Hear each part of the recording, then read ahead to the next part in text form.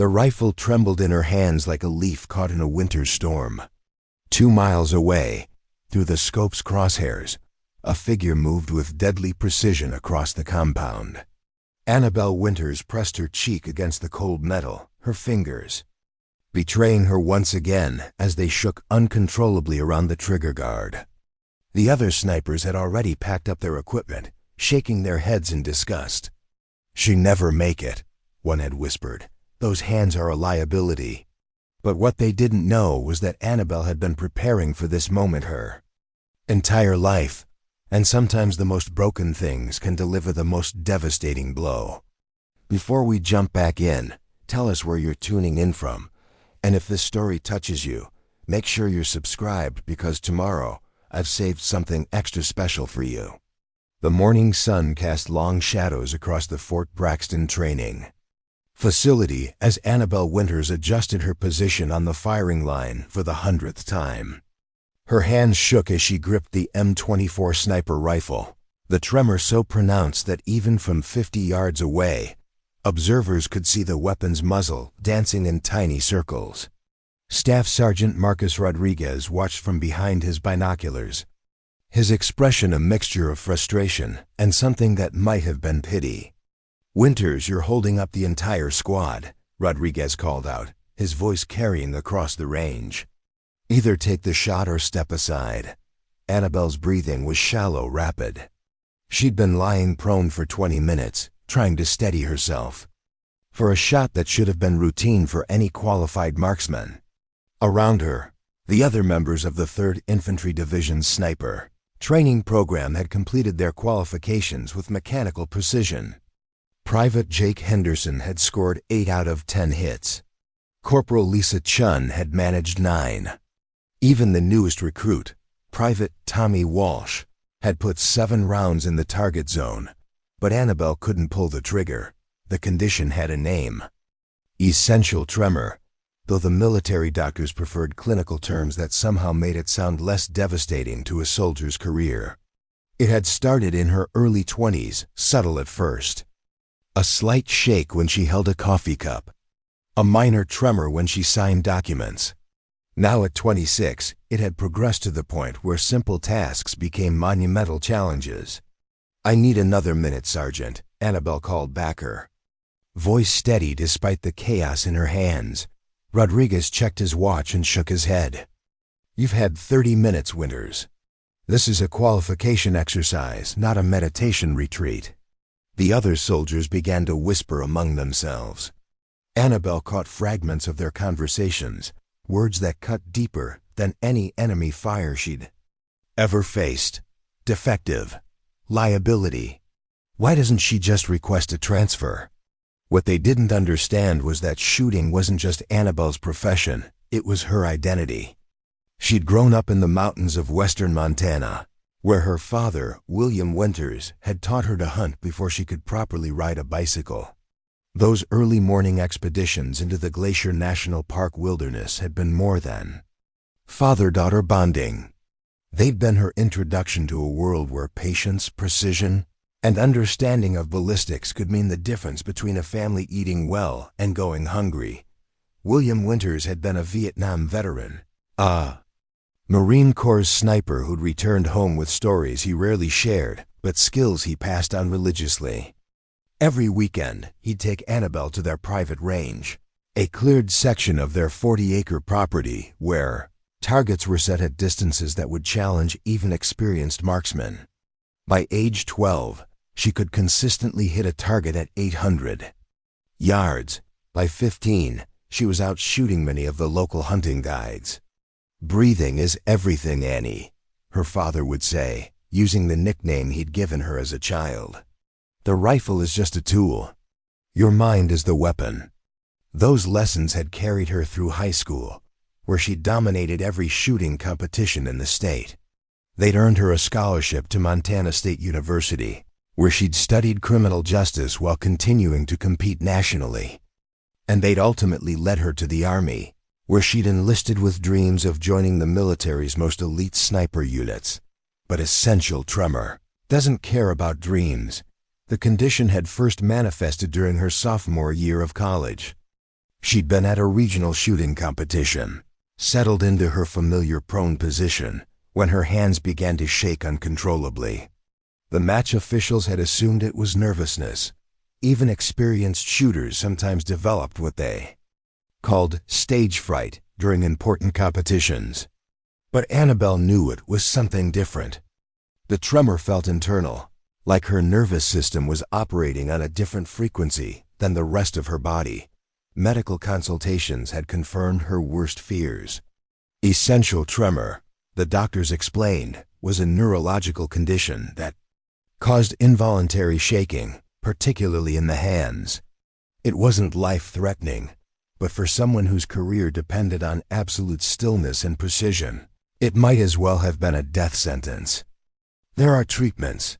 Dr. Sarah Mitchell had explained during Annabelle's initial consultation at the University Medical Center. Beta blockers can help reduce the severity. Physical therapy might provide some techniques for managing the symptoms. But treatments weren't cures. The beta blockers dulled the tremor, but also affected her reaction time and mental clarity. The physical therapy helped her develop coping mechanisms, but they were temporary fixes for a permanent problem. Most frustrating of all, the condition seemed to worsen during periods of stress, exactly when a sniper needed to perform at their highest level. Despite the diagnosis, Annabelle had pressed forward with her military aspirations. She'd graduated with honors, enlisted in the Army, and excelled in basic training. Her superior marksmanship scores had earned her a recommendation for sniper school, where she'd arrived with high hopes and recommendations from her commanding officers. Now, lying on the Fort Braxton firing line with a rifle that might as well have been a writhing snake in her hands, those hopes felt like cruel jokes. "Winters, you're done," Rodriguez announced, his patience finally exhausted. "Pack up your gear and report to my office after chow." Annabelle remained motionless for a moment, staring down the scope at the target that seemed to mock her from 600 yards away. Around her, the other soldiers began collecting their equipment, their movements efficient and confident. They belonged here. She was beginning to wonder if she ever had died as she slowly began to disassemble her rifle. Annabelle noticed an older man observing from the range tower. He was civilian dressed, wearing a weathered baseball cap and sunglasses, but something about his posture suggested military background. He'd been watching her struggle for the past hour, taking notes on a small pad. Master Sergeant Elena Vasquez approached as Annabelle finished packing her gear. Vasquez was a legend in the sniper community, a veteran of 3 combat deployments, who'd earned a Silver Star for her actions during the Battle of Kandahar. She was also one of the few people at Fort Braxton who'd shown Annabelle any consideration since her condition had become apparent. "Walk with me," Vasquez said quietly. They moved away from the firing line, past the equipment sheds, and toward the administrative buildings. Vasquez didn't speak for several minutes, and Annabelle found herself appreciating the silence. Most conversations these days seemed to center on her limitations, her future prospects, or the various ways the military might find to reassign her to less critical duties. "You know," Vasquez finally said, "I've been watching snipers for 15 years. I've seen men and women who could thread a needle at 1,000 yards, soldiers who could make shots that defied physics. But I've never seen anyone fight harder to take a single shot than you did out there." Annabelle wasn't sure how to respond. Fighting hard wasn't the same as succeeding, and in the military, results were the only currency that mattered. "The thing is," Vasquez continued, "most people think sniping is about steady hands and perfect conditions. They watch movies where the hero lies motionless for hours, then makes an impossible shot with divine precision. But real sniping, combat sniping, is about adaptation. It's about making accurate shots when everything is going wrong." They paused outside the mess hall, where the smell of institutional cooking mixed with the afternoon heat. Soldiers moved in and out, their conversations creating a background hum of military life continuing its relentless pace. "I'm recommending "You for advanced individual training," Vasquez said. "There's a program, classified, specialized, that focuses on unconventional marksmanship techniques. It's not for everyone, and it's definitely not for people who need everything to be perfect." Annabelle felt a surge of something she hadn't experienced in months. Hope. "What kind of program?" "Can't discuss details here," Vasquez replied. "But I will say this, some of the best snipers I've known were the ones who had to overcome significant obstacles. They developed techniques and instincts that textbook marksmen never acquire. Your condition might be a liability in conventional training, but it could be an asset in the right environment." The conversation was interrupted by the arrival of the civilian observer Annabelle had noticed earlier. Up close, she could see that he was probably in his 60s, with graying hair and the kind of weathered complexion that suggested years of outdoor work. His eyes were sharp, constantly scanning, and when he moved, it was with the deliberate economy of motion that marked career military personnel. "Sergeant Vasquez," he said, his voice carrying a slight southern accent. "I wonder if I might have a word with Private Winters." Vasquez nodded and stepped away, leaving Annabelle alone with the stranger. He studied her for a moment, as if evaluating something beyond her obvious nervousness. "Name's Robert Crawford," he said, extending a hand. "I understand you've been having some difficulties with the standard training program." Annabelle shook his hand, noting that his grip was firm but not aggressive. "Yes, sir. I have a medical condition that affects my ability to maintain steady aim." Crawford nodded thoughtfully. "I've been observing your attempts for the past several weeks. Interesting approach to compensation. You've been trying to time your shots to coincide with the natural rhythm of your tremor." The observation caught Annabelle off guard. She hadn't realized anyone had noticed her attempts to work with, rather than against, her condition. "It hasn't been very successful. Preparing and narrating this story took us a lot of time, so if you are enjoying it, subscribe to our channel. It means a lot to us. Now back to the story." "No," Crawford agreed. "But it shows creative thinking. Most people with your condition would have given up or requested reassignment by now. The fact that you're still here, still trying to find solutions, suggests something important about your character." He paused, seeming to consider his next words carefully. "Tell me, Private Winters, what do you know about the longest recorded sniper shot in military history?" The question seemed to come from nowhere, but Annabelle had studied sniper history extensively. "Canadian sniper Craig Harrison, Afghanistan, 2009. 2,475 meters, just over 1.5 miles. "Impressive knowledge," Crawford said. "But that's not the record I'm referring to. There are shots that have been made at even greater distances, under conditions that would be considered impossible by conventional standards. Shots made by individuals who learn to work with their limitations rather than against them." Annabelle felt her pulse quicken. "What kind of individuals?" Crawford smiled, the expression transforming his weathered features. "The kind who understand that the most powerful weapon a sniper possesses isn't perfect technique or ideal conditions. It's the ability to adapt, to find solutions when conventional methods fail." He reached into his jacket and withdrew a business card. It was simple, containing only a name and phone number. "If you're interested in exploring alternative approaches to marksmanship, give me a call. But understand, what I'm offering isn't easier than conventional training. It's harder, much harder." Before Annabelle could respond, Crawford turned and walked away, leaving her standing outside the mess hall with a dozen questions and a small white card that might represent her last chance at the career she'd always dreamed of. That evening, Annabelle sat in her barracks room, turning the card over in her hands. Around her, the other soldiers were engaged in their usual evening routines, writing letters, playing cards, discussing the day's training exercises. But Annabelle's mind was elsewhere, replaying Crawford's words and wondering what kind of alternative training he might be offering. Her phone buzzed with a text message from her father, How's training going, Annie? Your mother and I are thinking about you. Annabelle stared at the message for a long time before typing back. Learning a lot. Still working on some challenges, but I think I might have found a new approach. It wasn't entirely truthful, but it wasn't a lie either.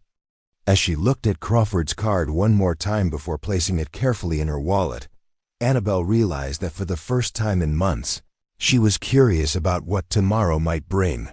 3 days after her conversation with Crawford, Annabelle found herself driving through the Virginia countryside in a rented Honda Civic, following GPS directions to coordinates that led seemingly nowhere. The landscape had gradually shifted from suburban sprawl to rolling hills dotted with horse farms and dense forests. Every few miles, she passed weathered mailboxes marking private drives that disappeared into thick tree lines. The phone call with Crawford had been brief and cryptic. "Can you be in Culpeper County by Thursday morning?" he'd asked. When she'd confirmed, he'd provided coordinates and a single instruction: bring your personal gear, but leave your service weapon at base. We'll provide everything else. Now, as her GPS announced destination reached, beside what appeared to be an abandoned gas station, Annabelle wondered if she'd made a terrible mistake. The building looked like it hadn't seen customers in decades. Rust stains streaked down from the metal roof, and weeds grew through cracks in the concrete forecourt. But as she pulled closer, she noticed that the abandoned station was surprisingly well maintained. The weeds were actually carefully managed ground cover, and the rust stains were painted on. A figure emerged from the building's shadows: Crawford, dressed in military surplus clothing and carrying a steaming coffee mug. He approached her car with the same deliberate movement she'd noticed at Fort Braxton. "Right on time," he said as she stepped out. "That's a good sign. Punctuality matters in this business." Crawford led her behind the building, where a narrow dirt road carved through the forest. They walked in silence for about 10 minutes, the path winding deeper into woods that seemed untouched by civilization. Birds called from the canopy above, and somewhere in the distance, Annabelle could hear the sound of running water. The facility, when they reached it, was unlike anything she'd expected. Instead of a military-style training compound, she found herself looking at what appeared to be a hunting lodge. The main building was constructed from local stone and timber, designed to blend seamlessly with the surrounding forest. Solar panels were discreetly positioned on the roof, and she could see satellite dishes camouflaged among the trees. "Welcome to the Precision Institute," Crawford said, noting her surprise. "We've found that unconventional training requires unconventional environments." Inside, the lodge was equipped with technology that would have impressed any military installation. Banks of computers lined one wall, displaying what appeared to be weather data, ballistic calculations, and real-time satellite imagery. But the overall atmosphere remained distinctly civilian: comfortable furniture, a stone fireplace, and large windows that offered panoramic views of the surrounding landscape. "Coffee?" Crawford asked, gesturing toward a machine that looked like it belonged in an upscale cave. As Annabelle accepted the cup, she noticed 2 other people in the room. One was a woman in her 40s, tall and athletic, with prematurely gray hair and eyes that seemed to catalog every detail of her surroundings. The other was a man who appeared to be in his 30s, wearing a t-shirt that revealed extensive scarring on his left arm. "Meet your training cadre," Crawford said. "Dr. Jennifer Hayes, formerly of the Army Marksmanship Unit, currently our lead instructor in adaptive shooting techniques, and Sergeant First Class David Park, late of the 75th Ranger Regiment." Dr. Hayes extended her hand with a firm grip. "I've reviewed your file, Annabelle. Interesting case. Essential tremor with progressive symptoms, but maintained marksmanship scores above average through compensatory techniques." "Compensatory techniques?" Annabelle asked. "You've been unconsciously timing your shots to work with your tremor rather than against it," Park explained. "Most people with your condition try to fight the shaking, which only makes it worse. You've been learning to predict the rhythm and fire during the brief moments when your hands naturally stabilize. Crawford gestured toward a comfortable seating area. What we do here is help individuals with various physical limitations develop shooting techniques that work with their bodies rather than against them. David lost full use of his left arm in Afghanistan, but learned to maintain sniper-level accuracy. Using modified positions and equipment, Park rolled up his sleeve to reveal more extensive scarring. I'd explosion damaged the nerves. Took me 2 years to accept that conventional shooting positions weren't going to work anymore. But once I stopped trying to be what I used to be and started developing what I could become, everything changed. The military has a one-size-fits-all approach to marksmanship, Dr. Hayes added. It works for the majority of soldiers, but it fails individuals who need specialized approaches.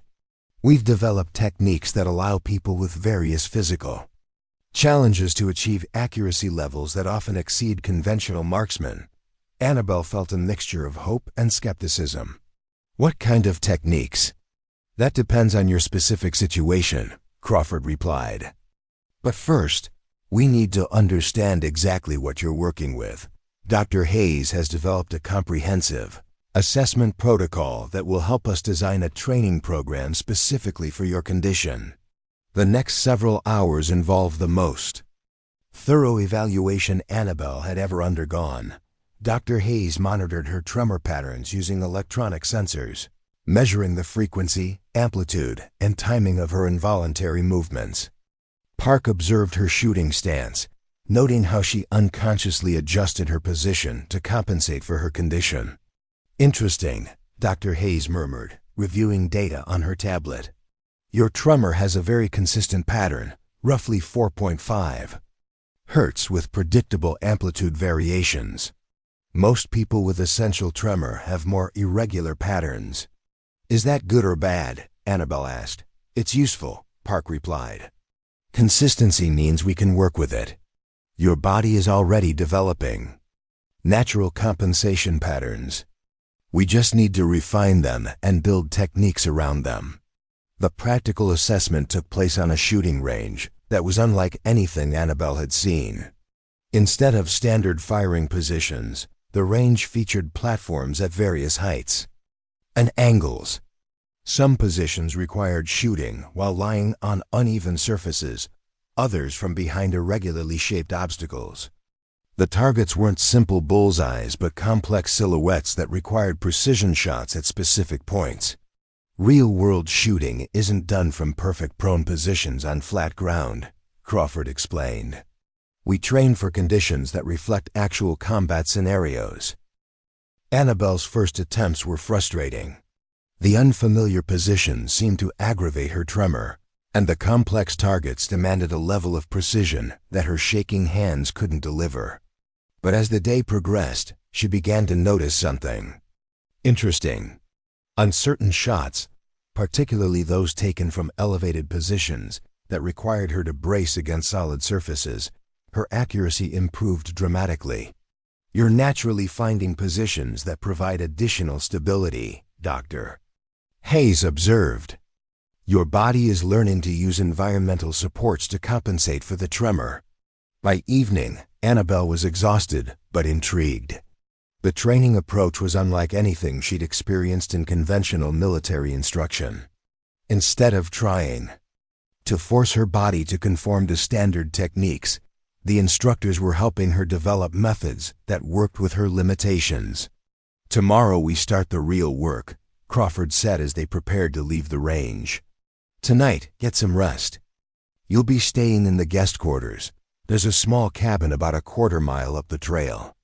The cabin was simple but comfortable, with a kitchenette, a single bedroom, and a small sitting area. As Annabelle unpacked her gear, she found herself thinking about the day's revelations. For the first time since her diagnosis, she'd encountered people who saw her tremor not as a disability, but as a variable to be managed. Her phone buzzed with a message from Sergeant Vasquez. How's this special training going? Can't discuss details, but I'm hoping you're finding what you need. Annabelle typed back, "Different from anything I expected. But I think I'm learning." The next morning brought new challenges. Dr. Hayes introduced her to a concept called harmonic shooting, the idea that every shooter has natural rhythms that can be identified and utilized. Using sophisticated monitoring equipment, they mapped the exact timing of Annabelle's tremor cycles. "Your tremor isn't random," Dr. Hayes explained, showing her a graph on a tablet screen. "It follows a predictable pattern. There are windows, brief moments, when your hands are naturally more stable. We're going to teach you to identify these windows and time your shots accordingly." The training was meticulous and mentally exhausting. Using a modified rifle equipped with sensors, Annabelle practiced recognizing the feel of her tremor cycles. She learned to sense when the natural lull in her shaking was approaching, to prepare for the shot during the unstable periods, and to execute during the brief moments of relative calm. "It's like learning to surf," Park explained during one of their breaks. "You don't fight the wave, you learn to ride it." After 3 days of intensive training, Annabelle achieved something she hadn't accomplished in months. She successfully completed a qualification course. The targets were at varying distances from 300 to 800 meters, and she scored hits on 7 out of 10 attempts. "Not bad for someone with shaky hands," Crawford said, reviewing her results. "But we're just getting started." The following week introduced advanced techniques. Annabelle learned to shoot from unconventional positions that provided natural bracing points for her tremor. She practiced breathing techniques that helped regulate her nervous system. Most importantly, she began to understand that her condition, while challenging, wasn't an insurmountable obstacle. "The best snipers I've known," Crawford told her during one of their evening discussions, "weren't the ones with perfect technique. They were the ones who could adapt to any situation, who could find solutions when standard methods failed." One evening, as Annabelle practiced on the range, she noticed a group of observers watching from the facility's main building. They were too far away to identify clearly, but their presence suggested that her training wasn't as private as she'd assumed. "Who are they?" she asked Dr. Hayes. "People who are interested in what we're doing here," came the cryptic reply. "Your progress hasn't gone unnoticed." By the end of her second week, Annabelle was consistently hitting targets at distances that would have been impossible for her just a month earlier. The tremor was still present, but she'd learned to work with it rather than against it. Her shooting had become more intuitive, less dependent on perfect conditions. "There's something else," Crawford said during their final evaluation. "A test if you're interested. Something that would demonstrate the practical application of what you've learned." Annabelle felt a familiar mixture of excitement and apprehension. "What kind of test?" Crawford smiled. "The kind that might change how people think about what's possible." As she prepared to leave the Precision Institute, Annabelle realized that she was no longer the same person who'd struggled on the Fort Braxton firing line. She discovered that her limitations could become strengths, that unconventional problems sometimes required unconventional solutions, but she also sensed that her real test was yet to come. 2 weeks after completing her training at the Precision Institute, Annabelle found herself in a windowless conference room at the Pentagon, surrounded by people whose names she wasn't allowed to know. The only familiar face belonged to Crawford, who sat at the far end of a polished mahogany table, his expression unreadable. The woman leading the briefing introduced herself simply as Colonel Martinez and launched into a presentation that would have sounded like science fiction to anyone outside the military's most classified operations. On the wall-mounted screens, satellite images showed a compound nestled in the mountains of an unnamed country, its buildings connected by underground tunnels and surrounded by multiple layers of security. "The target is Dr. Viktor Petrov," Martinez explained, clicking to a photograph of a thin man with wire-rimmed glasses. "Former Soviet bioweapons researcher, current freelance consultant to the highest bidder. Intelligence suggests he's 3 days away from completing a deal that would put weaponized plague variants in the hands of a terrorist organization. Annabelle shifted uncomfortably in her chair. This was far beyond anything she'd imagined when Crawford had mentioned a test. The other people in the room, she counted 8 besides Martinez and Crawford, had the weathered look of career special operations personnel. The compound is located in terrain that makes conventional assault impossible, Martinez continued. The only feasible approach requires neutralizing Petrov from an extreme distance, specifically from a ridge line 3,200 meters away. The room fell silent. Annabelle did the math quickly in her head. 3,200 meters was just under 2 miles. It was a distance that pushed the absolute limits of what was considered possible in precision shooting. The shot would need to be taken during a brief window when Petrov conducts his daily security briefing on the compound's main balcony, Martinez added. Weather conditions include high altitude, variable winds, and temperature fluctuations. The shooting position offers minimal concealment and no opportunity for follow-up shots. One of the operators, a man with a distinctive scar across his left cheek, leaned forward. With respect, Colonel, that's beyond the operational parameters for any sniper system currently in service. The longest confirmed kill shot in military history is 2,475 meters, and that was under ideal conditions, Martinez nodded. Which is why we've been exploring alternative approaches. Mr. Crawford has been developing techniques that might make such a shot feasible. All eyes turned to Crawford, who activated a laptop and began his own presentation. Traditional long-range shooting relies on perfect environmental conditions and textbook technique. But what if we could develop methods that work with imperfect conditions rather than against them? The screens now showed footage from the Precision Institute's range. Annabelle watched herself shooting from various unconventional positions, her tremor clearly visible, but her shots consistently finding their targets. Private Winters has a medical condition that would normally disqualify her from precision shooting, Crawford explained. But through specialized training, she's learned to use her tremor as a timing mechanism rather than fighting against it. Her technique is fundamentally different from conventional marksmanship. The scarred operator looked skeptical. You're suggesting that someone with a neurological condition could make a shot that elite snipers can't? I'm suggesting that conventional elite snipers are trained to succeed under conventional conditions, Crawford replied. This mission requires someone who can adapt to impossible conditions. Martinez took control of the briefing again. The decision has been made at the highest levels. Private Winters will be given the opportunity to attempt this shot. If she succeeds, Dr. Petrov's weapon seal dies with him.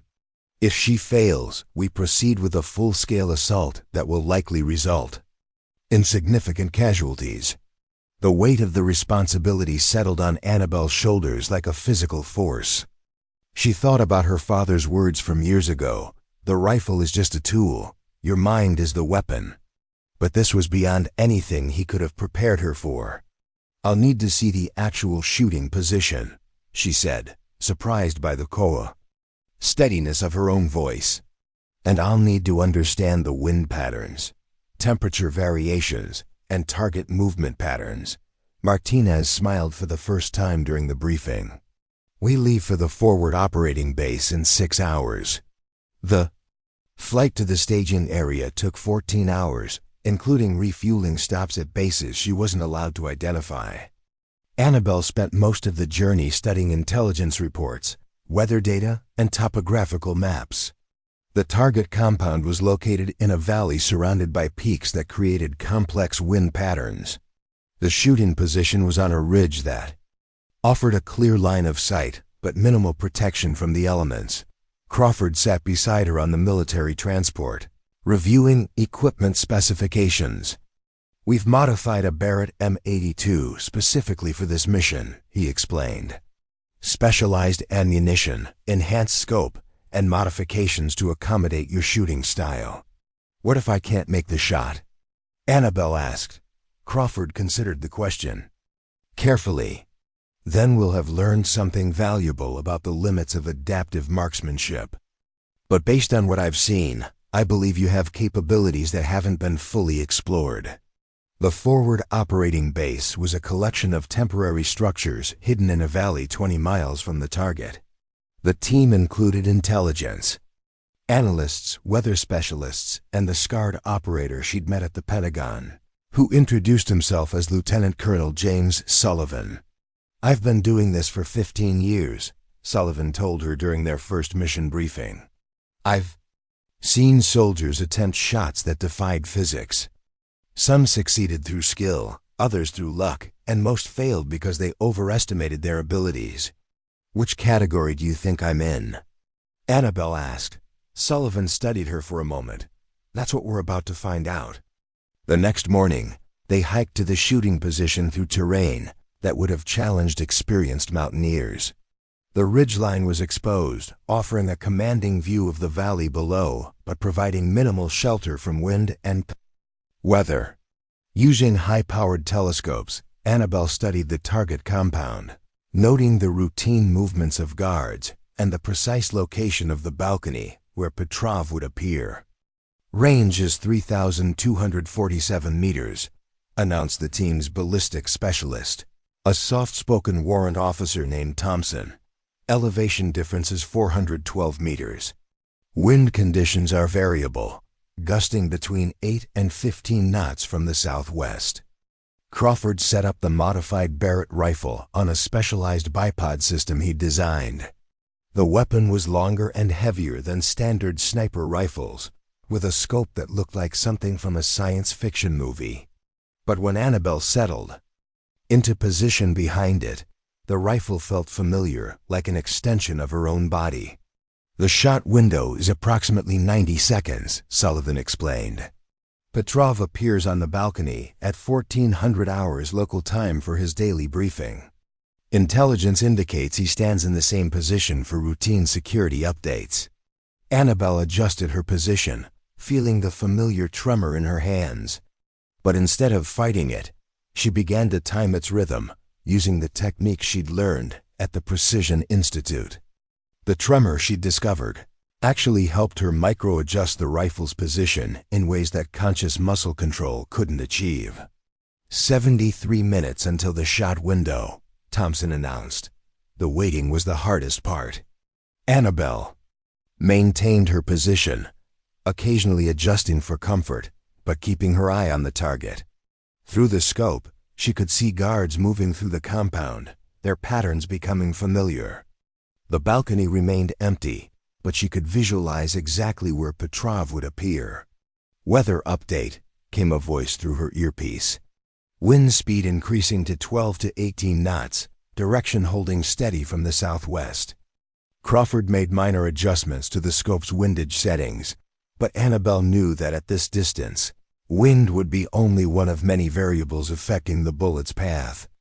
Air density, temperature variations, even the Earth's rotation would influence the shot. 30 minutes, Thompson announced. Annabelle's tremor seemed to intensify with the approaching deadline, but she'd learned to use the increased nervous energy to sharpen her focus.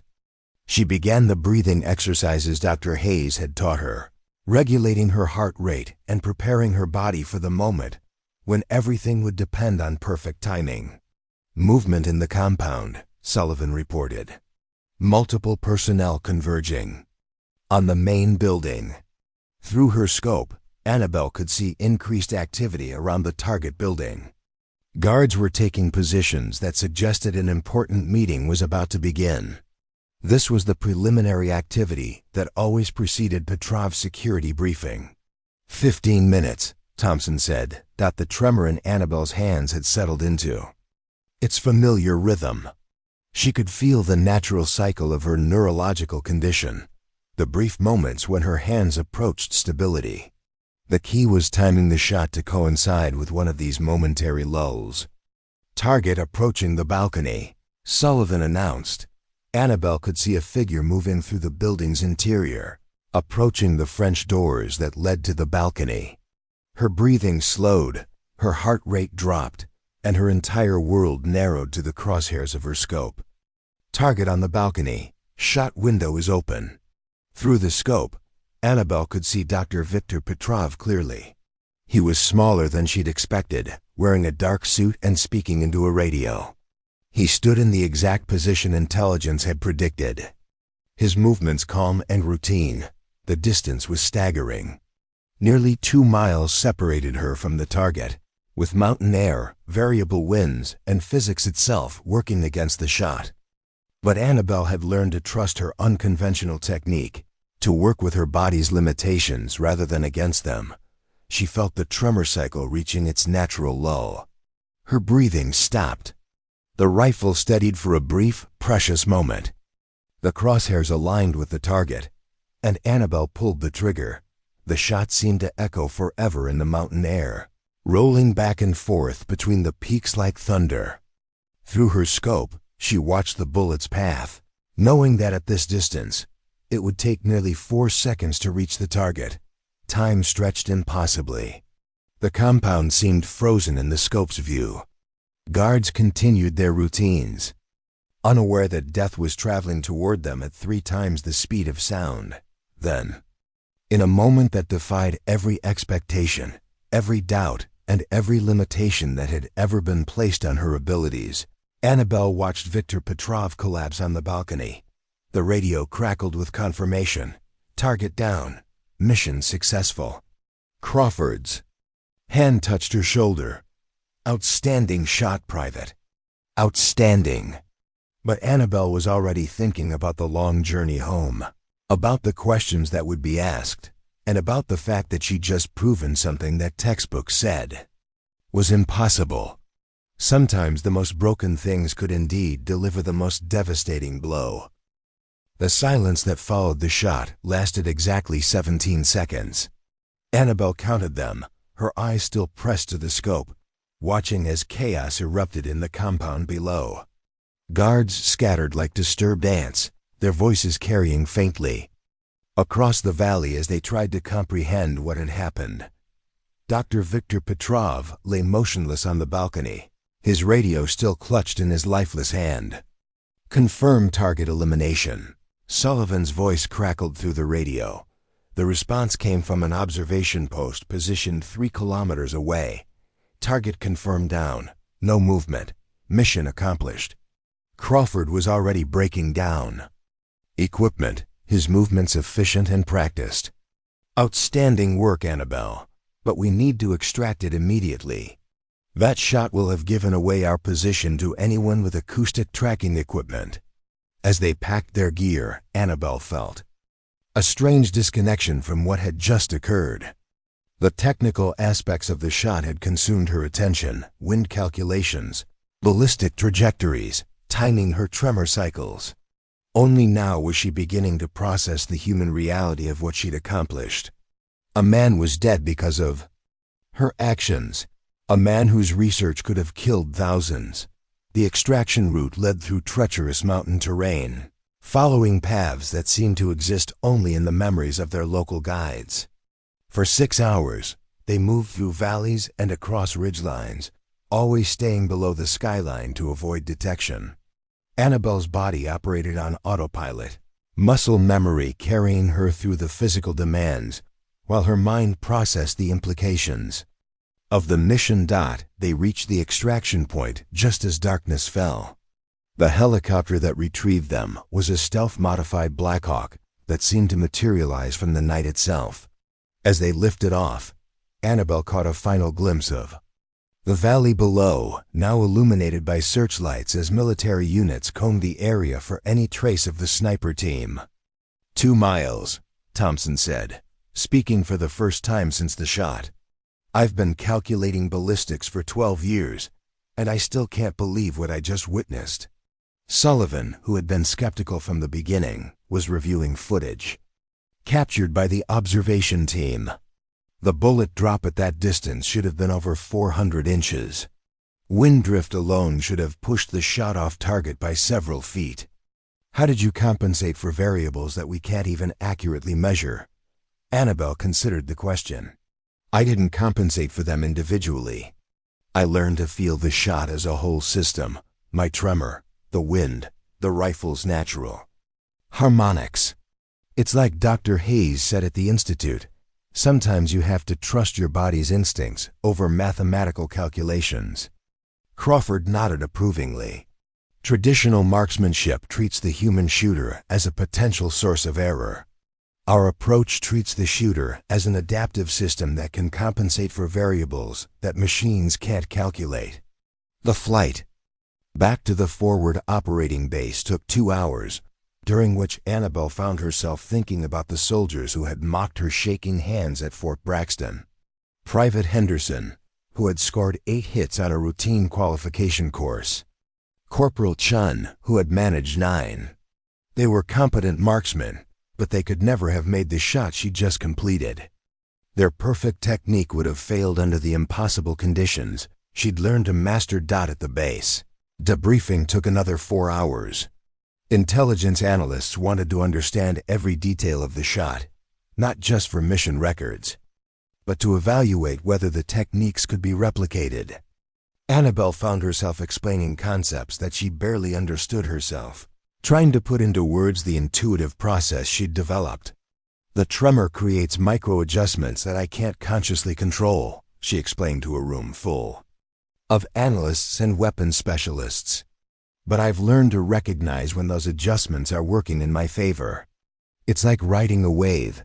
You can't control the ocean, but you can learn to use its energy. Dr. Patricia Wells, a neurologist who had been flown in specifically for the debriefing, was fascinated by the medical implications. Essential tremor typically interferes with fine motor control. The fact that you've learned to use it as an asset suggests that the brain's adaptive capabilities are more sophisticated than we previously understood. The questions continued late into the night. How had she calculated wind drift?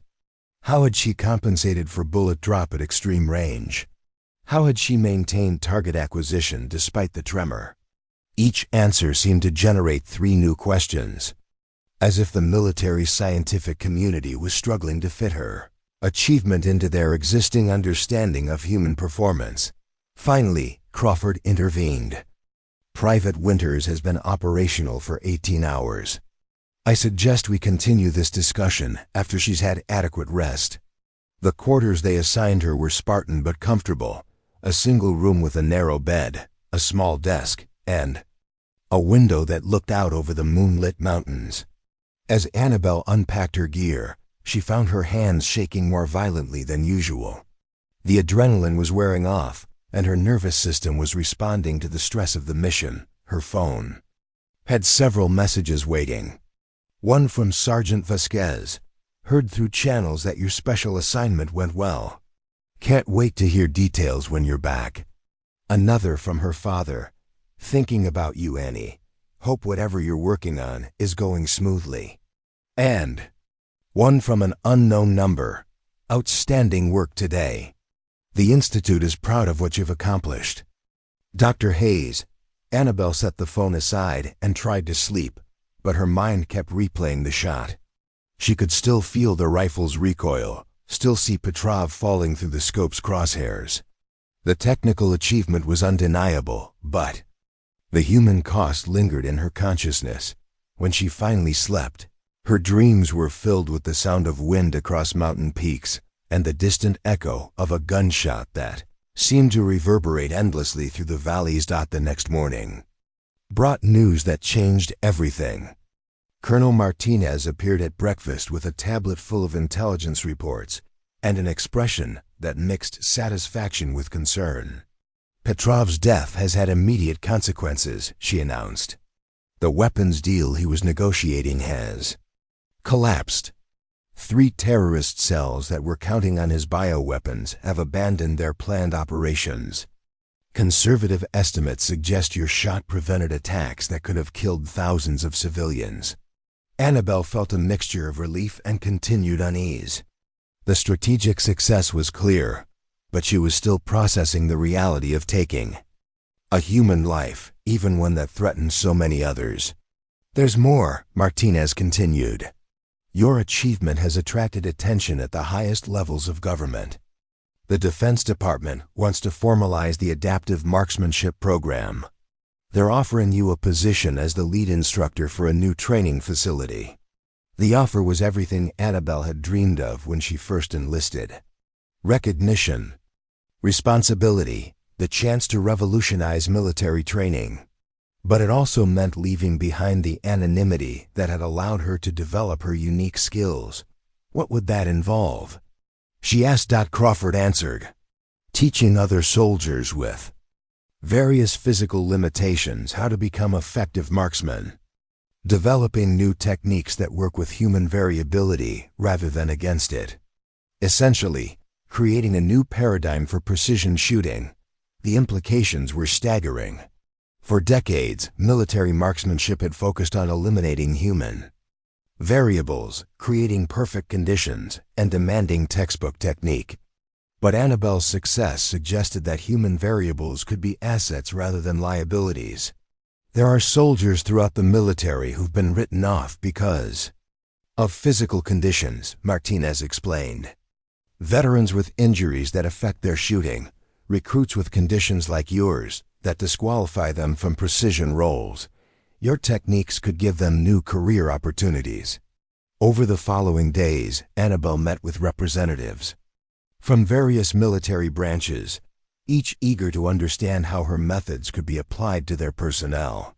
The Air Force was interested in training pilots with hand injuries. The Navy wanted to explore applications for shipboard shooting under unstable conditions. The Marines were curious about techniques for shooting while fatigued or under stress. But the most significant meeting came with General Patricia Morrison, a 4-star officer who had overseen special operations for the past decade. Morrison was known for her direct approach and her willingness to challenge conventional military thinking. Private Winters, Morrison said, you've accomplished something that our best snipers said was impossible. More importantly, you've done it using techniques that contradict everything we thought we knew about precision shooting. I had excellent training, General, and circumstances that forced me to develop unconventional methods. Morrison smiled. Circumstances that would have ended most military careers. Instead, you turned a perceived disability into a strategic advantage. That kind of adaptive thinking is exactly what we need in modern warfare. The general's proposal was ambitious. Establish a new training center dedicated to adaptive marksmanship, with Annabelle as the chief instructor. The facility would serve soldiers who had been relegated to non-combat roles because of physical limitations, teaching them to excel despite or because of their conditions. We're not talking about charity work, Morrison clarified. We're talking about developing the next generation of elite marksmen. Soldiers who can succeed under conditions that would defeat conventional training. The offer came with a promotion to staff sergeant, a significant salary increase, and the resources to develop training programs that could reshape military marksmanship. But it also meant taking responsibility for other soldiers' careers, for proving that her success wasn't just a fluke. That evening, Annabelle called her father from a secure phone line. She couldn't discuss mission details, but she could share her career decision. They want me to start a new training program, she told him, teaching soldiers with physical challenges how to become effective marksmen. William Winters was quiet. For a long moment. Sounds like you'd be helping people who've been told they can't do something prove that they can. Something like that.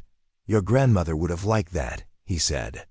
She always believed that the most interesting people were the ones who had to find their own way of doing things.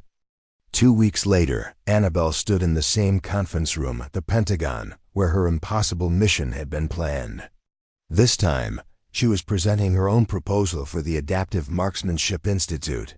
The audience included generals, defense contractors, and medical specialists, all eager to understand how her techniques could be systematized and taught.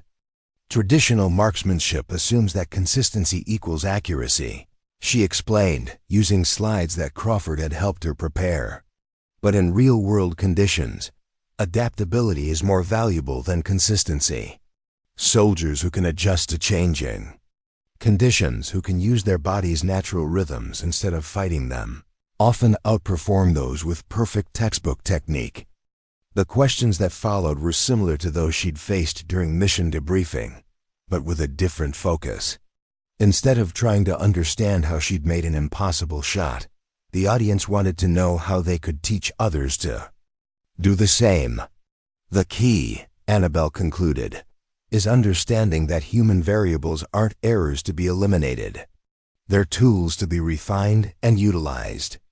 Every soldier has unique physical characteristics that can become advantages with the right training approach. General Morrison stood to address the room. Ladies and gentlemen, Private Winters has demonstrated capabilities that redefine what we consider possible in precision shooting. I'm authorizing the establishment of the Adaptive Marksmanship Institute, with Staff Sergeant Winters as its founding director. As applause filled the room, Annabelle thought about the journey that had brought her to this moment. From the Fort Braxton firing line where soldiers had mocked her shaking hands, to a mountainside where those same hands had delivered an impossible shot that saved thousands of lives. She thought about the soldiers who would come to her institute, veterans with injuries, recruits with conditions that had been seen as disqualifications, anyone who had been told that their physical limitations made them unsuitable for precision roles. And she thought about the words Dr. Hayes had spoken during her first days at the Precision Institute. The best snipers aren't the ones with perfect technique. They're the ones who can adapt to any situation. Now Annabelle would have the chance to prove that adaptation could be taught, that limitations could become strengths, and that sometimes the most unlikely candidates could achieve the most extraordinary results. The Institute would open in 6 months, housed in a facility that combined the latest training technology with the adaptive approaches she'd learned. Students would include not just soldiers with physical challenges, but any marksman who wanted to develop techniques that worked under impossible conditions. As the meeting concluded and officials began discussing implementation details, Annabelle realized that her story was just beginning. The impossible shot had been proof of concept. Now came the harder task, proving that her methods could transform military marksmanship for a new generation of soldiers who refused to accept limitations. 18 months after establishing the Adaptive Marksmanship Institute, Staff Sergeant Annabelle Winters stood before her most challenging class yet. The 12 students arranged on the firing line represented every branch of the military and conditions that would have ended most shooting careers before they began. There was Corporal Maria Santos, who had lost 3 fingers on her left hand to an IED in Syria. Sergeant First Class Robert Kim, whose traumatic brain injury had left him with severe coordination issues. Private Jessica Walsh, who had been born with cerebral palsy but insisted on pursuing a combat role. The morning sun cast long shadows across the Institute's custom-built ranges, facilities that bore little resemblance to traditional military training grounds. Instead of standard firing positions, the ranges featured platforms that simulated real-world shooting conditions, uneven terrain, moving surfaces, elevated positions that required shooters to adapt their techniques to environmental challenges.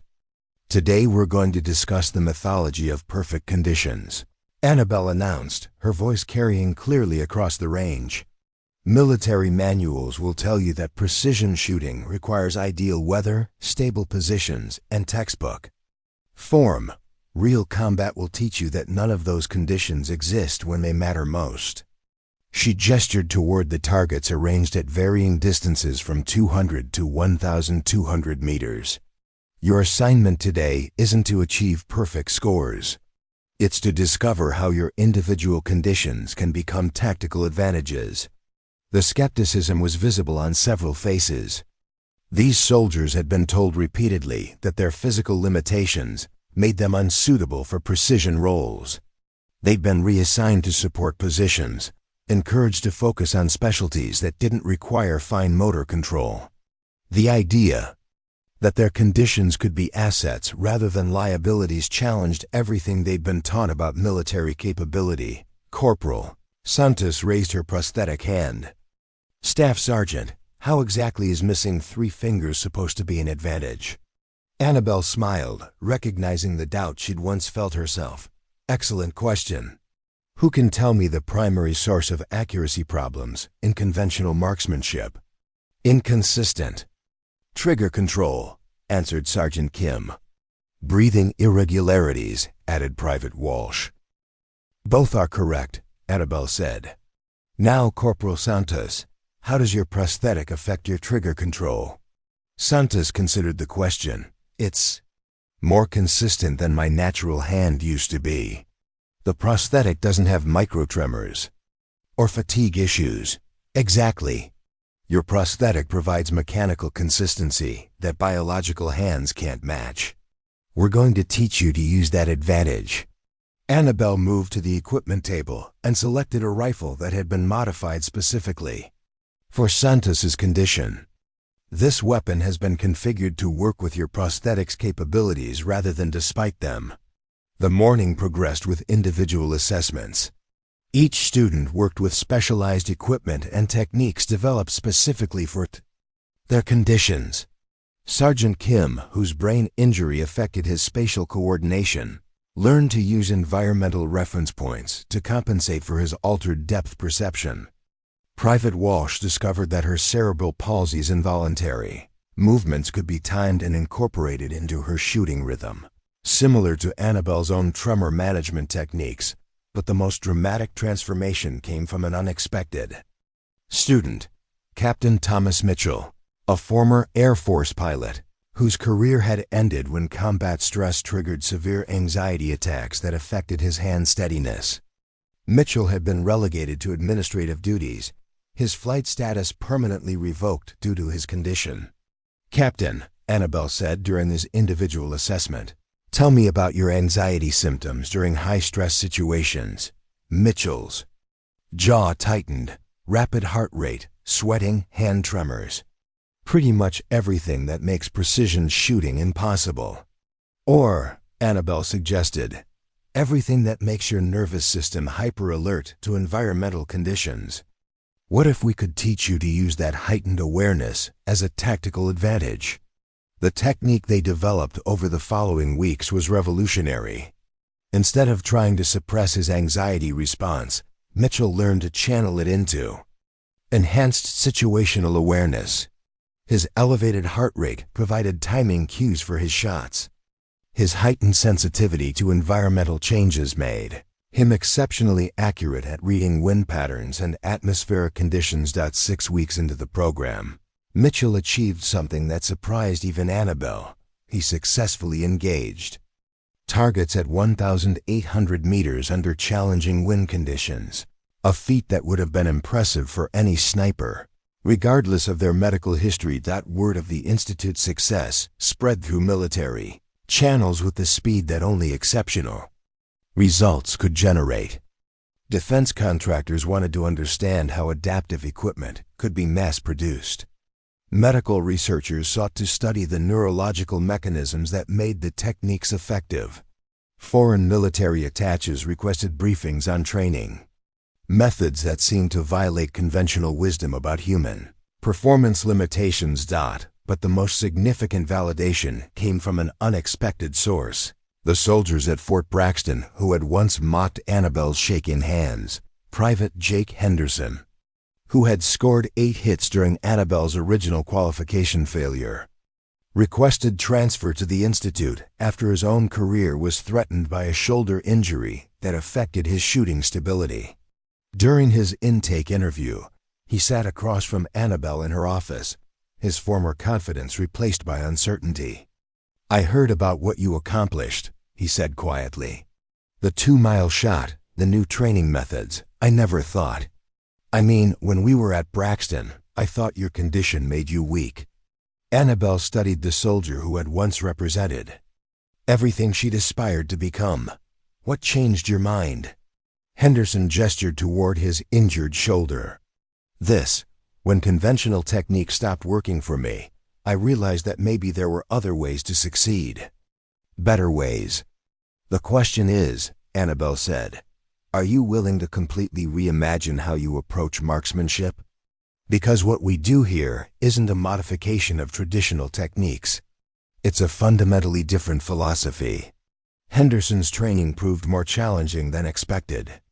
His years of conventional instruction had created muscle memory that worked against adaptive techniques.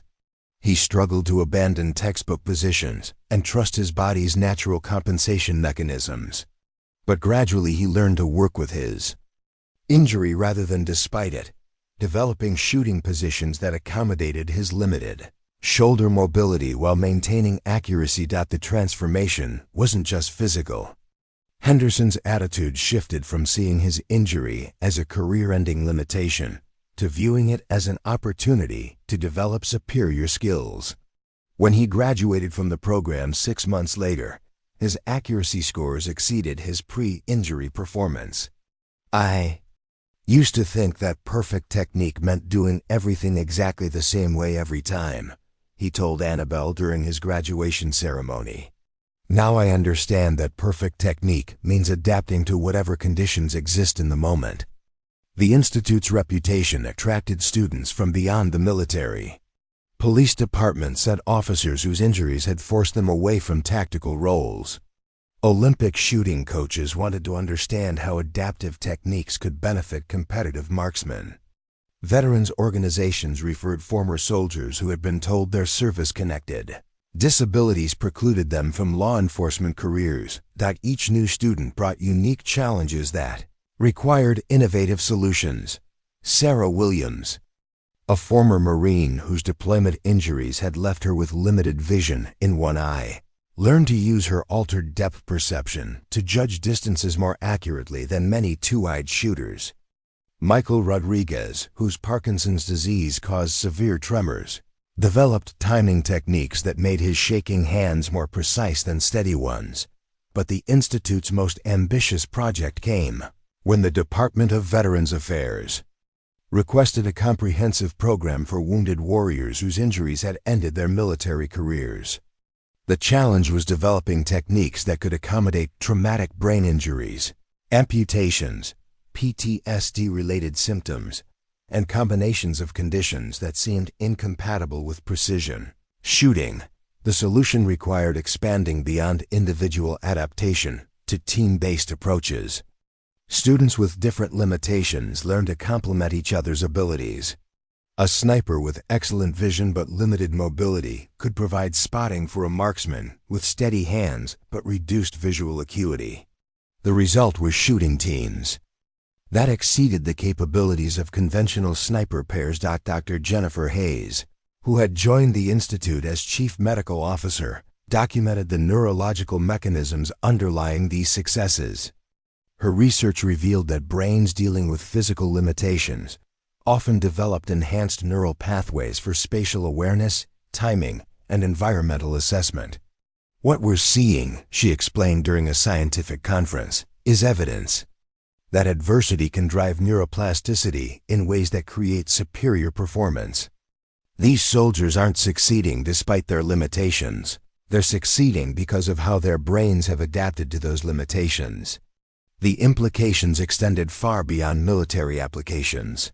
The Institute's techniques were being adapted for civilian law enforcement, competitive shooting, and even therapeutic programs for individuals with neurological conditions.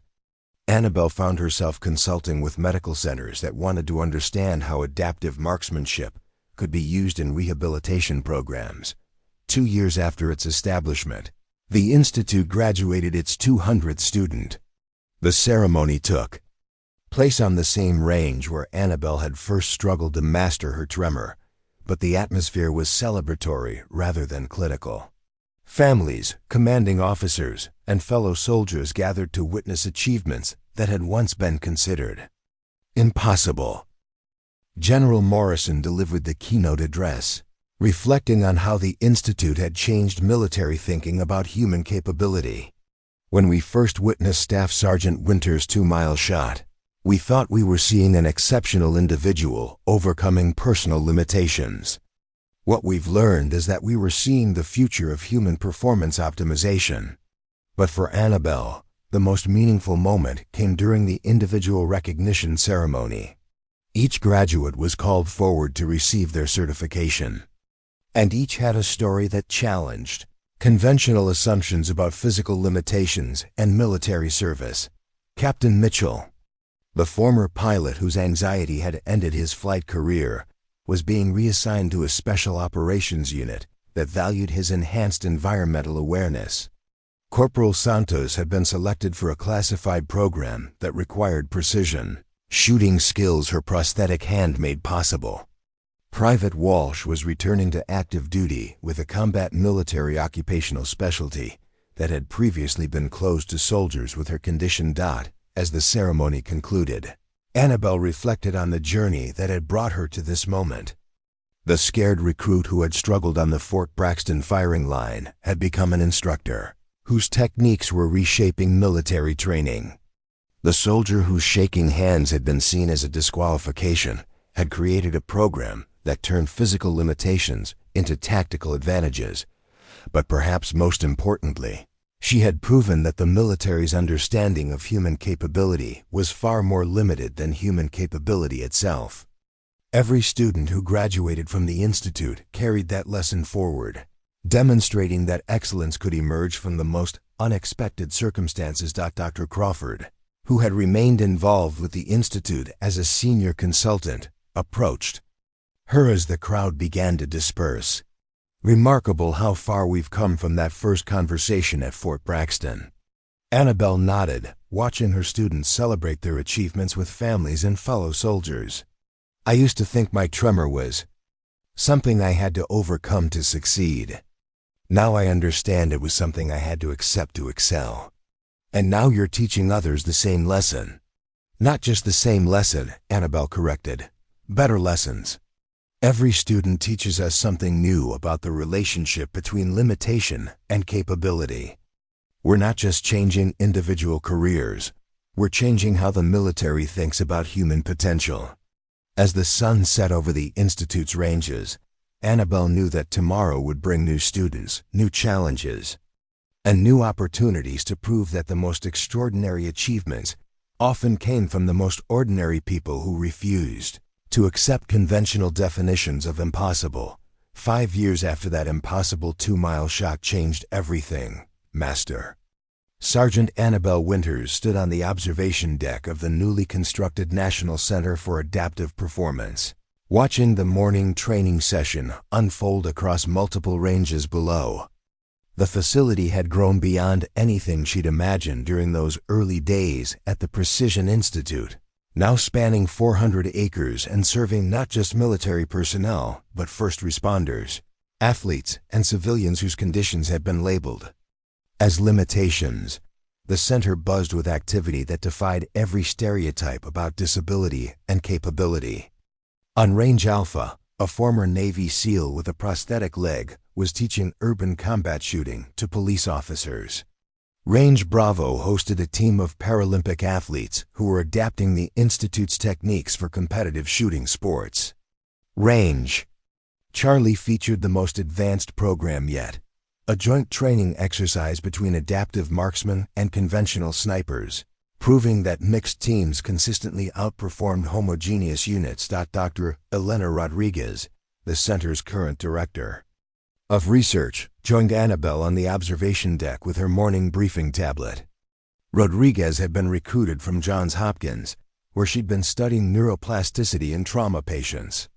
Her research at the center was revolutionizing understanding of how the human brain adapted to physical challenges.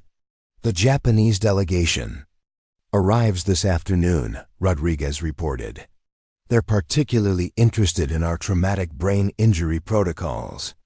Apparently, their military has been struggling with similar cases since the recent earthquake response operations. Annabelle nodded, still watching the training below.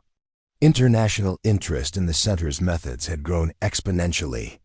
Delegations from 37 countries had visited to study techniques that seemed to contradict fundamental assumptions about human performance.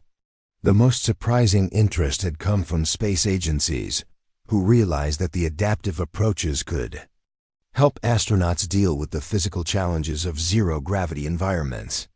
What about the documentary crew? Annabelle asked. They finish filming tomorrow. The producer says they have enough material for a 3-part series about how your techniques are being used worldwide. The documentary would be the first comprehensive, public examination of adaptive marksmanship.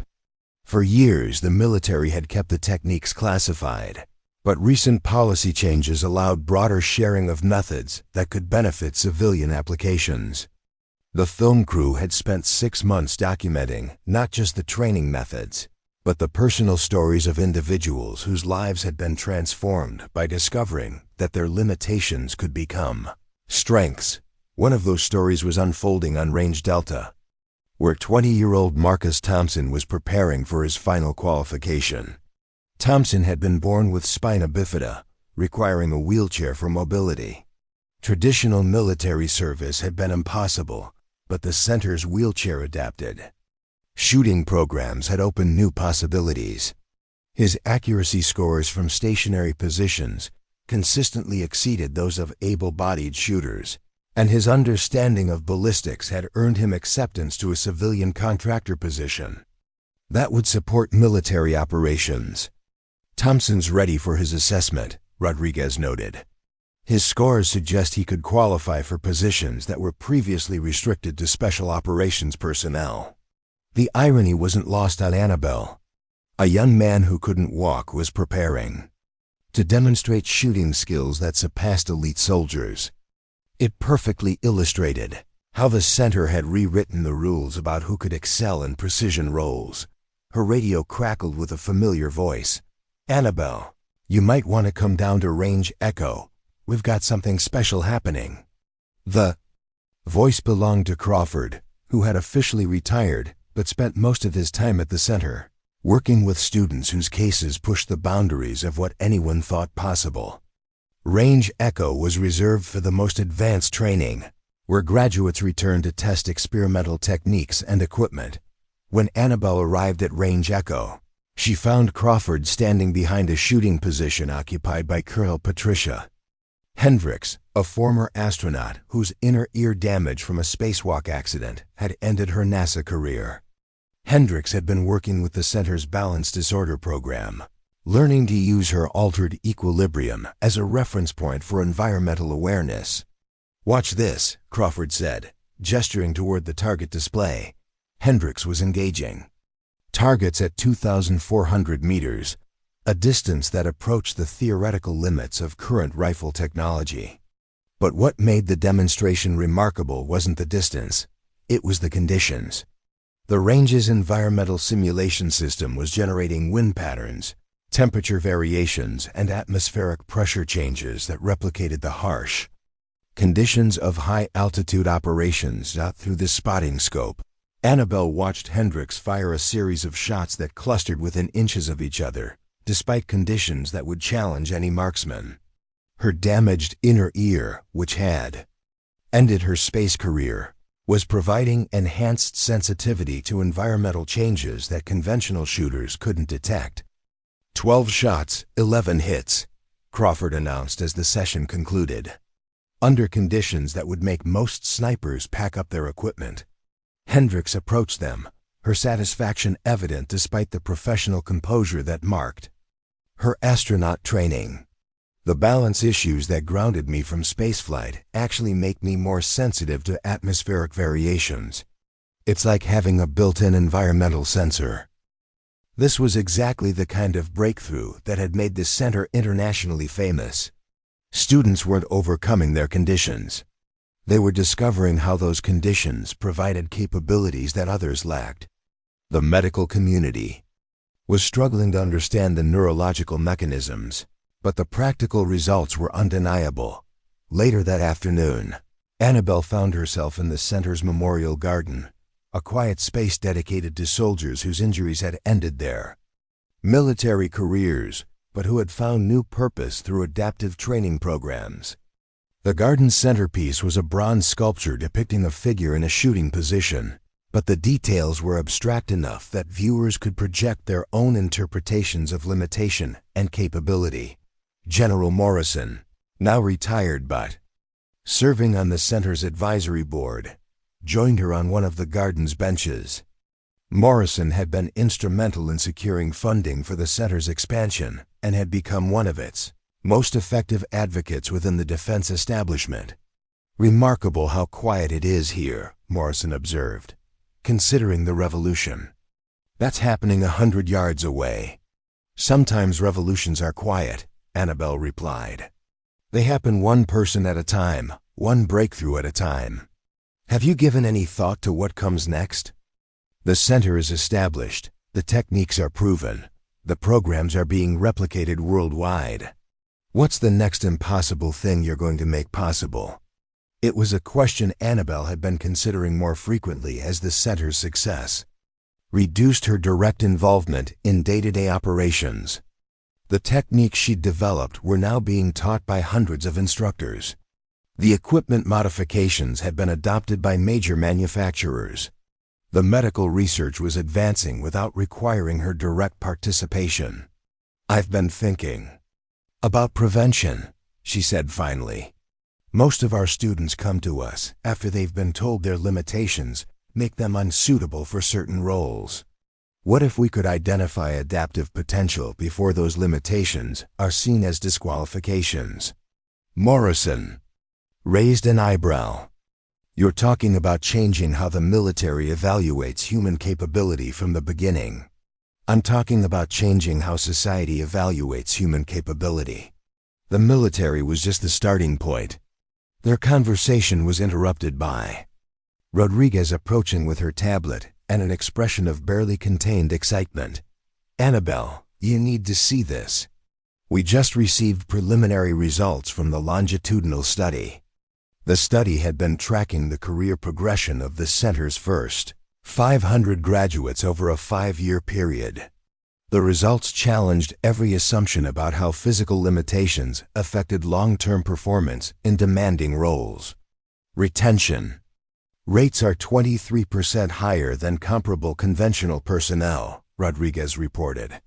Performance evaluations average 18% higher. Most significantly, innovation metrics, measures of creative problem-solving and adaptive thinking, are 34% higher than control groups. The implications were staggering. The study suggested that individuals who had learned to work with physical limitations developed cognitive and performance advantages that extended far beyond their specific conditions. They became better soldiers, better problem solvers, and better leaders. "There's more," Rodriguez continued. "We're seeing similar patterns in civilian applications. Police departments report that officers trained in adaptive techniques show improved performance regardless of whether they have physical limitations. The techniques seem to enhance human capability generally, not just compensate for specific conditions." As the sun set over the center's ranges, Annabelle reflected on the journey that had brought her to this moment. The terrified recruit whose hands had shaken uncontrollably on the Fort Braxton firing line had become the architect of a fundamental shift in understanding human potential. The impossible 2-mile shot had been just the beginning, but perhaps most importantly, she had learned that the most powerful weapon wasn't perfect technique or ideal conditions. It was the willingness to see limitation as invitation, to treat obstacles as opportunities, and to believe that human capability was far more expansive than conventional wisdom suggested. Her phone buzzed with a message from her father. "Saw the news story about the center. Your grandmother would have been proud. You've helped a lot of people find their own way of doing things." As Annabelle walked back toward the center's main building, she passed students engaged in evening training sessions. Their conditions ranged from barely noticeable to profoundly challenging, but they shared something that transcended their individual limitations: the knowledge that excellence wasn't about conforming to standard expectations, but about discovering what became possible when those expectations were abandoned. Tomorrow would bring new students, new challenges, and new opportunities to prove that the word impossible was just an invitation to get creative. The girl with shaky hands had taught the world that sometimes the most broken things could deliver the most precise results. And in that paradox lay a truth that extended far beyond marksmanship. Human potential was limited only by human imagination. And the most extraordinary achievements often came from the most ordinary people who refused to accept that their differences were deficiencies. The revolution was quiet, but it was unstoppable. One precise shot at a time. Up next, you've got 2 more standout stories right on your screen. If this one hits the mark, you won't want to pass these up. Just click and check them out. And don't forget to subscribe and turn on the notification bell so you don't miss any upload from us.